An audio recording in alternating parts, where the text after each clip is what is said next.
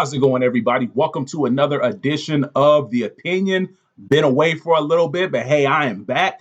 Boxing season is fixing to pick up, and I'm fixing to just go ahead and come out and say this.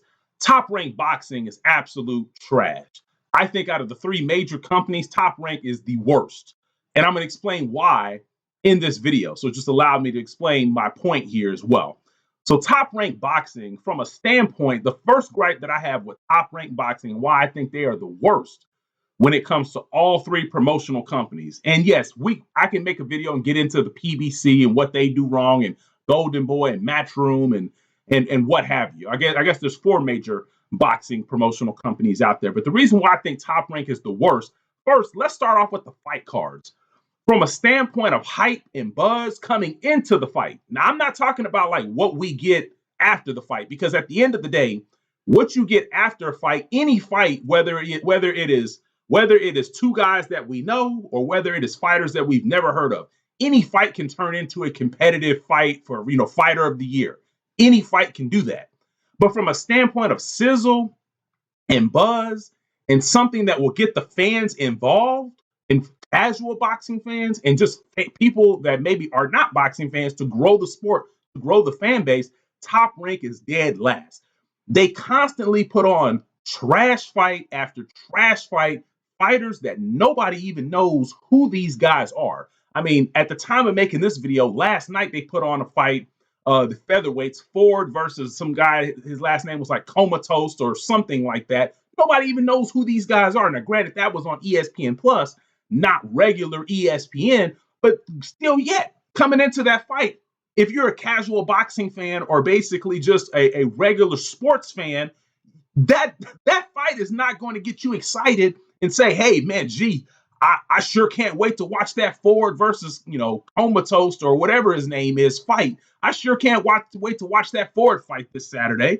No. And Top Rank constantly puts fights like that on where you don't even know who these guys are. And granted, I am a boxing fan, so I do tune into Top Rank stuff because I just happen to like boxing. I'm not partial to PBC, Golden Boy, Top Rank, or Matchroom. I just like boxing. And at the end of the day, Top Rank constantly puts out garbage stuff. The fight they had before that, I believe was Teofimo Lopez versus Jermaine Ortiz. Okay, that's an okay card. That's about as good as it gets for Top Rank. And most of the time, if you look at the year of 2023, their best fights that they put on was Yarde versus Bertabiev and Teofimo Lopez and Josh Taylor. Outside of that, the rest of the fights are garbage, just pure garbage in terms of the sizzle and the buzz and the hype surrounding the fight coming in. They don't know how to promote their fighters. I mean, you look at someone like a Terrence Crawford, right? Terrence Crawford spent the majority of his career with Top Rank. Now, keep in mind, Terrence Crawford was number one pound for pound. He's been considered number one pound for pound for a long time. On the night that he fought Errol Spence, he had less than 1 million Instagram followers, which is probably like the number one social media site out there now. He had less than 1 million Instagram followers. And that's because nobody knew who he was, because they constantly kept putting Terrence Crawford against Julius and Dongos and Jeff Horns of the world. Fighters that nobody even knew who these guys are. They were matching Terrence Crawford up against, they were matching them up in fights that people were not, they were snoozers. People didn't even care to watch these fights.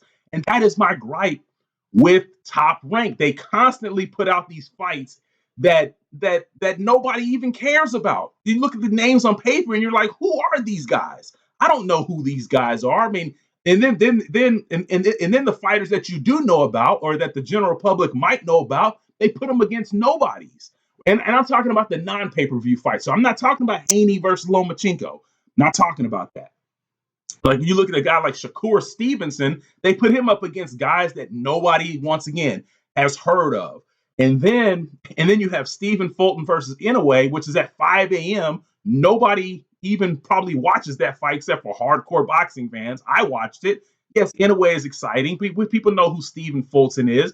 Probably would have got more views if the fight was in the United States and I understand Inoue is the A side, and he's going to have his fights in Japan, and he'll have an opportunity to come over to the States later as his career continues to grow. But ESPN, Top Rank, they put out the worst fights. They have the worst production. They have the worst presentation.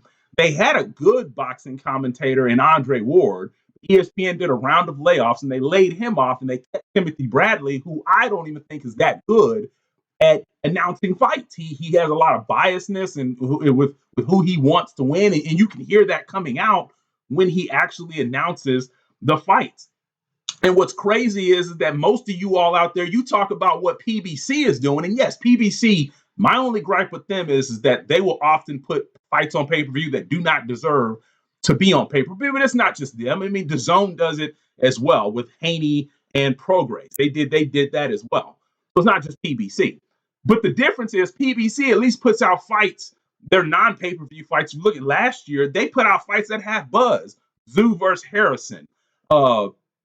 They had Jaron Ennis. They had Frank. I think it was Frank Martin versus I think his name was like Hardatunian or something like that as well. So and a lot of these guys are foreigners, so I can't really pronounce their names. But essentially, what I'm telling you is that if you look at the non-pay-per-view fights, Tim Tszyu fought 3 times last year on Showtime. You had Jaron Ennis fought on Showtime. You had Frank Martin fought on Showtime. You had Brandon Figueroa fought on Showtime. You had Carlos Adames versus Julian Williams on Showtime.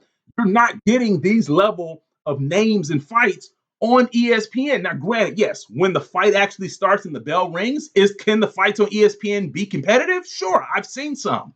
But from a name standpoint, ESPN and Top Rank are dead last. Their product is garbage. And most of you all have the audacity to talk about PBC and say that PBC never gives you good fights. But when ESPN does it, you same people, you don't keep that same energy. You don't. You say nothing about what PBC does and what DAZN does.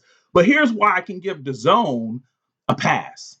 I can give DAZN a pass because DAZN's giving you fights every weekend. They're giving you fights, Golden Boy and Matchroom, they're giving you fights almost every weekend.